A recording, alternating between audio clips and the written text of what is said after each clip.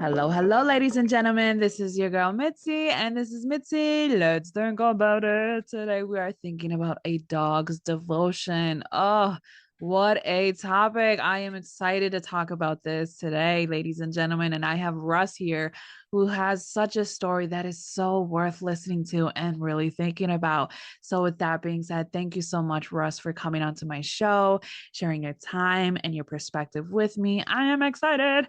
So, when you hear those words, a dog's devotion, what does that make you think about? I think dogs are that well, they're known as a man's best friend, and I think that's absolutely true. They just Yeah. have no awareness of themselves really. They're only like a component of the human that they have latched onto. Most of dogs are that way anyway.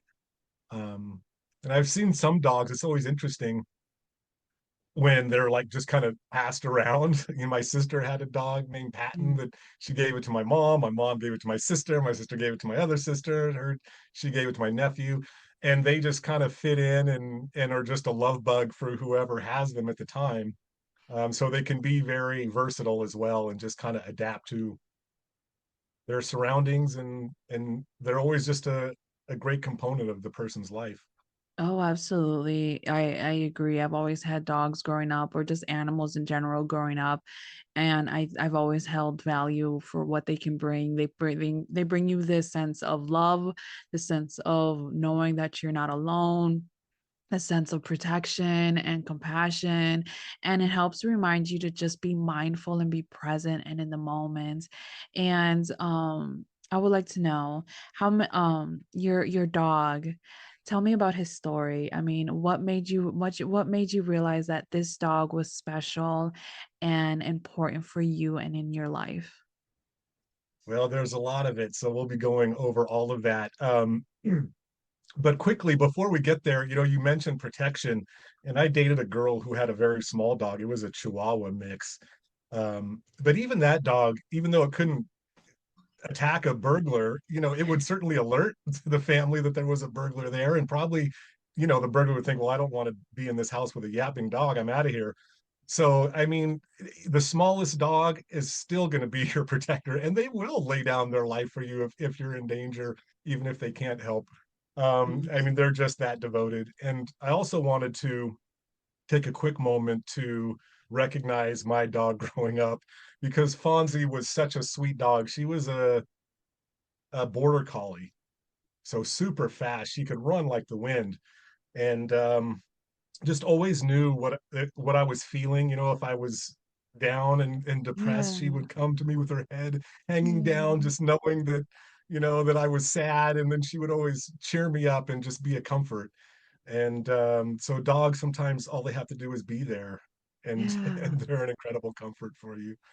Oh, Um, absolutely. I think that's so beautiful yeah, because people don't realize like they pick up on cues, they pick up on energies, and that's the reason why a lot of dogs are used in the service department, you know what I mean, for servicing, and they are able to recognize when your levels are low, if you're diabetic or if you're about to have a seizure, or you know what I mean, even things like that. Like I've seen those videos and yes, I've seen that connection and that awareness, and it's so amazing. It's so amazing where it's like you don't even realize it's happening, you know what I mean? Like you could just be down and out and humans don't even pick it up sometimes, but a dog will. So I had dogs like that where they just knew, and I had a dog where I had to protect it more than it protected me because it was just more of a scary but it's it was my love bug and I love them. So I know exactly how that is to just grow up with that animal and just grow up with that compassion and that knowing of like you're there, you're with me.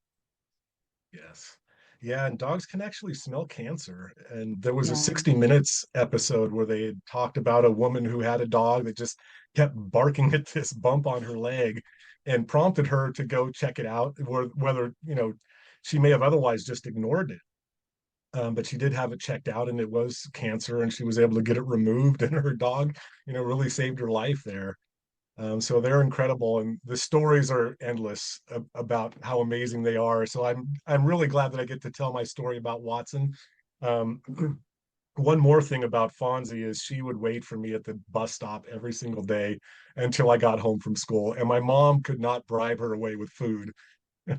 Oh, I love that. So It makes me think yeah, of that one movie where the dog stayed and walked with the owner to the train station every day and would be there waiting for him, and anytime he, no matter what it was a simple routine. He's been doing it for a puppy, and then the day that the owner got in had a heart attack at work, he didn't come back, and the dog stayed there waiting for him and waiting for him. And despite how many times that everybody came to try to take him back home or anything, he did not move. Like I bawled in that movie. Like I was snot imagine to like to full on like tears, like just hardcore, blubbering. just yeah, like it hit my heart because I was like, it doesn't even know. Yeah, I know exactly what Yes. you mean. It's real. It's real. So tell me about Watson's story and his tribute. Okay. I'm So ready. I adopted him. I adopted him from the animal shelter in Novato, California. My sister knew Watson's previous owner. He had gotten deported. And so Watson, was kind of uprooted from his owner and separated and then put in a shelter, which was really horrible for Watson. And I think that's going to be difficult for any dog. But certainly Watson has just a really super high level of devotion. So I can imagine that it maybe affected him a little more deeply than a lot of other dogs. Um, but my sister knew his owner and knew the dog and said, he's such a great dog, you have to get him. Uh, Now, at the time, I was basically living out of my car and driving up and down the West Coast because the property I had planned to move on to is surrounded by hillbillies, out in the mountains of Northern California, and they have friends in the sheriff's department and in the district attorney's office, and they can pretty much do whatever they want. Um, so they've just been obstructing the driveway to my family's cabin property, and they've been doing it for several years now. Um, and I'm working on all kinds of legal attempts to remedy that whole situation, but it's ugly. Uh, so I tried to move onto the property, couldn't actually get up to the cabin because of these barriers in the road. So I was just kind of driving up and down the coast, visiting friends and family, staying in motels and hotels, and it was not the ideal time to get a big dog. Yeah. But it was the day before he was scheduled to be put down. Uh, so it was now or never to rescue him. And it turned out that he was the ideal dog. And we'll go into a lot of that later. But even when we did end up getting up to live on the property, the stickers that are there didn't stick to his fur like they do to a lot of dogs. He would lay down in the dust and the dirt, and then he'd get up and shake, and just all the dirt would fall off of him. So he was just ideally suited to that environment. And so the fact that we connected is just really incredible. It's one of those works of fate that you just have to marvel about. Sparks of fates, because sometimes you don't realize that it's needed until it's happening, because I know exactly what you mean. Like I got my Chinese Shar in a moment where it wasn't very ideal, but it just felt right. Like, you know what I mean? Like it just felt right. Like it Yeah, made no sense maybe for the next person, but for me it just felt right and it felt needed. And when I got my Ontario, it was just everything that I needed. You know what I mean? He was a little timid, but I was a little timid too because I just moved into Texas and I had no idea what to do, where to go. You know what I mean? It was just a new yeah, environment. So I got this dog and he helped me like just be free, you know what I mean? And just love differently and enjoy life differently and yeah, explore and wonder. And you know what I mean? I even wrote a book about him just because he held such a great place in my heart, and he recently passed. And literally just yesterday was a 1 year anniversary when he died. And when my husband told me that, I was just like, wow, how sad. You know what I mean? Like it brought tears to my eyes, you know what I mean? Because it's yeah. like you have this part of you and he's there and he makes something real and then he's not there anymore. It's like, ugh, I'm just getting choked up just thinking about it. So I can only imagine when you think about Watson and how he's no longer with you. Like that still chokes you up too, because it's like, man, he's a part of you. He helped you, he protected you, he loved you in a way that nobody else was able to, and at a time that other Yes. people probably didn't see your life as something plausible, for them. So I agree. I think that's the beauty of a dog's devotion, is that they're able to Yeah. love you truly unconditionally in such the rawest form. Like it's just raw, and it's What was the name beautiful. of your book? My dog loves eggs. Okay, And it's awesome. about I would just, like to check it out. yeah, it's just about how he loves different types of eggs, because he did, oh my goodness, how he loved eggs. Like he was very picky with certain foods, but when I pulled out the eggs, like he would get culeko, like he would just wiggle his little booty around and do his little prounces. Like it was the cutest thing. So like I did that dedication to him because, man, he still holds a place in my heart. I chose not to get another dog just because it's like I still have to let that part of me heal from him. So I ended up adopting a cat in the meantime, but I told my husband, when I'm ready to get another dog, then I will let you know. But until then, like, let's just move in a different direction, because it's like when they hold such value, it's hard to just Yeah. fill that up with somebody else. So did you ever think about replacing getting another dog after Watson died? Certainly not right away. I definitely wanted to go through that grieving period. Yeah. Um, and now I still talk to him just in case maybe he's somewhere where he can hear me. I don't want him to think that I've forgotten about him. I want him to know that he's still my best buddy. Yeah, So yeah. yeah, that's I think, yeah, he is. That is the best buddy. So, do you have a moment where that just holds so much weight for you, like that you would always remember with a time that you had with Watson? we did so much together. I mean, we went on camping trips, sometimes for weeks at a time. We took trips to Half Moon Bay and Santa Cruz and Mm. Morro Bay, San Luis Obispo, just all over the place. So we had a ton of experiences, and it is extremely difficult to think of any single one. Um, but I think one of the things that really touched me, well, okay, now I'm starting to think of a few. So when I first got him, I mentioned that he his owner had been deported, and so there was that painful separation for Watson. So for the first 3 years that I had him, he would sleep with his head on top of my legs or his paws like draped over me. He didn't want me to be able to move without him knowing that something was going on. So, it was that type of attachment that he had, that he Yeah. just had to be physically on top of me to know that I couldn't just be removed without him being woken up and knowing about it. Oh, I love So, that. Yeah. yeah, that was touching. And then the other thing that struck me, and this happened later when I had moved into my sister's apartment in Marin County, California.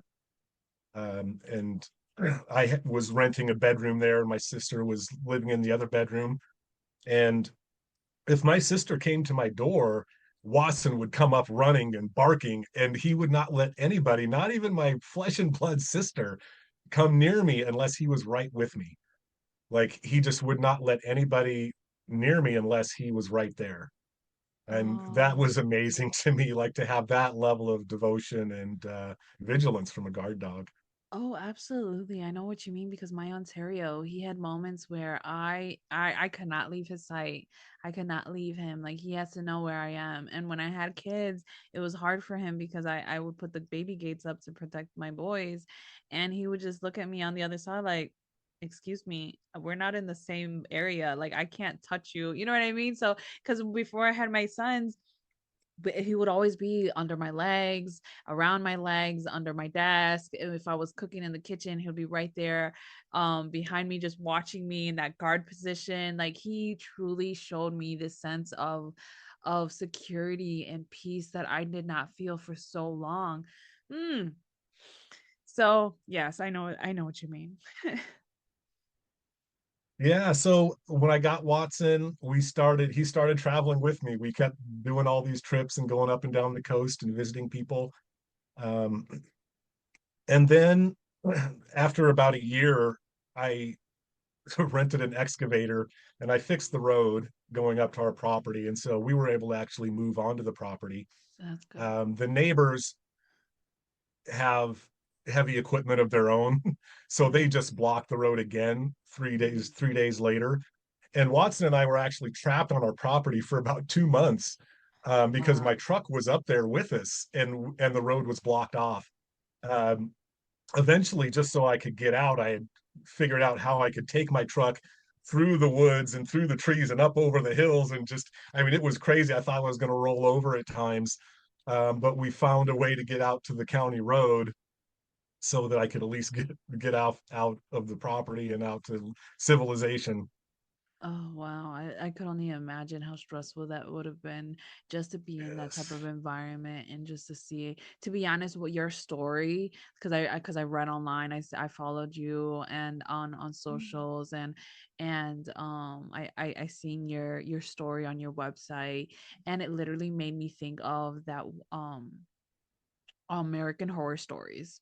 There's a Oh, season, yeah, you got to watch it. American Horror Stories. There's a season where this guy and girl bought a house, and the house supposedly was not supposed to be for them. You know what I mean? It was on somebody else's property, and that was my house. And so these people, these I guess you could say hillbillies, because that's how they kind of look too in the show, but they kind of just tormented them, you know what I mean? They would do anything in their power to make them feel like they either were going crazy or that they didn't belong, and they demanded that they give their house back, that it was never for them. So it really made me feel like, wow, that's kind of just like your story and your situation, where they just felt like they were entitled for that property because, like you said, they had their connections with the government, their connections with the law enforcement, you know what I mean, white privilege, so it really does make it so surreal. Like, I'm gonna have to find that season and email it to you so that you can watch it, because it's really good, and it really does go kind of so coincide that the only difference is that they didn't have a dog to protect them. So it's like, was there ever a moment where you realized like he's really protecting you from that situation? not really anything that occurred where he had, to put himself on the line or something. That's But good. well, first of all, every day going in and out of there was treachery because their places has bears and mountain lions all over. Mhm. Um, so Watson would kind of, when we would go out, he would sort of go around in front of me and make sure that all the bears were scared away and there's no mountain lions waiting to pounce. And I think the fact that we live so closely together, they probably all these animals probably thought we were the same creature and would probably smell enough of Watson's scent on me just to leave me alone, even if they happened to see me when Watson was not right next to me. Yeah. Um, but yeah, he would kind of go along the trail and make sure that it was safe. And I never saw anything. I mean, there was one time he chased a bear up a tree. And so I saw the bear that time, but other than that, like I never encountered any animal, and I know it's because Watson was there, kind of clearing the path and making Oh, sure that it was safe. well, absolutely, because he's like, that's my human. Don't touch my human. You know what I mean? He belongs to me. I'm not gonna lose another human, so you're not gonna mess with him. Oh my goodness, I love that, because people don't realize like the animals sometimes can be so one track minded, and when they found that devotion in that one person, and they find that love and that connection and that reciprocation, they truly devote themselves. That loyalty is like no other, you know what I mean? A dog's loyalty, oh my goodness, no one, nothing, and no one can really even compare to the type of loyalty that a dog can really give to you. Like a man can leave you left and right, but that dog, I mean, that dog can stay with you through thick and thin. And the fact that that dog needed to have that physical contact to know that you were right there, that you were alive, that you were in his presence. I mean, that even makes it more real, because he knew that there's no anything else. It was you two, you know what I mean? So that really does bring so much value. And man, for us, I'm so sad because time is catching up to us. So what can be some lasting words that you can leave us off with to keep on thinking? Let's see. Well, so we kind of have touched on the pace on the fact that Watson has passed. He ended up getting a tumor on his liver when he was about 11 years old, and knocked the sales out of him. He lost about 10 pounds in about a week. And then within another week, he was no longer able to stand up sometimes. by himself. You know, I'd have to kind of help him to get onto his feet. Yeah. So at that point, I took him to be put to sleep, Mm. which was horrible. And I mean, at least the vets were amazing, Yeah. um, but it was just a very, very difficult time.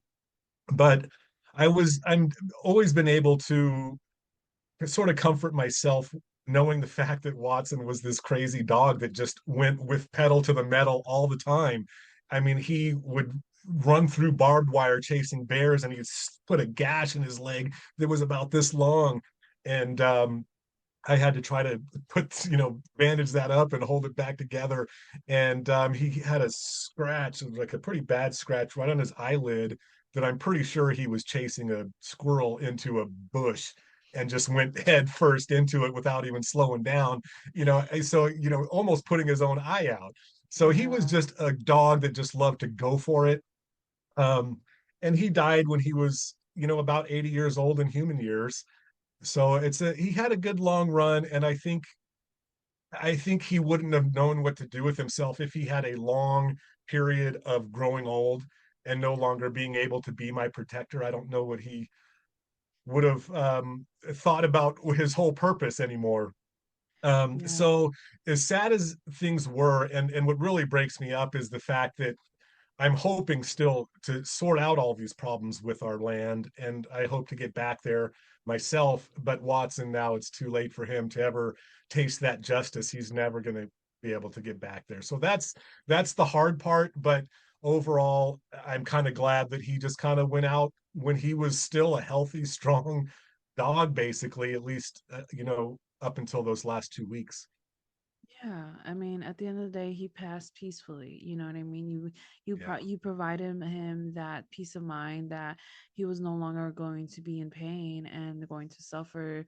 Luckily, when my dog died, he died in his sleep. So it was just hard because that night I gave him a kiss. I said, "I love you. Good night. I'll see you in the morning." And in the morning, when I went to go get him to take him on his walk, he did not move and he did not wake up, and that was really hard on me to just see him so still and motionless and with no life. Like I was in denial, you know what I mean? Like I just was like, okay, he's gonna move. He's gonna move, right? Like I would just sit there and just watch him, just like, okay, is he breathing? Like, you know what I mean? Like I literally just was there, and then I realized like he's stiffer than stiff. Like there's nothing in there. But he died so peacefully. Like his hands like this, his paws right like over in one another, and his head just on it, and it was just, oh, a beautiful moment knowing that at least he died Yes. peacefully. And I tell myself that he was having a dream chasing a squirrel and he kept on going. You know what I mean? Something so Yeah. innocent and loving. And that's what the joy of having a dog and just having an animal is, that they allow you to know that love, that protection, that loyalty, that devotion, and to know that you are worth being loved. You know what I mean? You are worth having all of that things that an animal can give you. So why not just embody it yourself without the dogs, you know? So that's truly something for everybody to really think about. And if, ladies and gentlemen, if you enjoyed this conversation as much as I did, go check out Russ, go check out his website, go check out all the craziness, the crazy stories that he has on there, the great content that he has on there, the pictures of Watson so you can see his lovely face. Even on the graphic of this episode, you'll see a picture with him and Russ there, and the love you can already see in that picture is so real. So that, hey, just keep on thinking about the relationship Yes. that you have with your dog and the relationship that you have with maybe a future dog. If you're thinking about having a dog, it's worth it. So with that being said, Yes. always So keep thinking, y'all. Bye.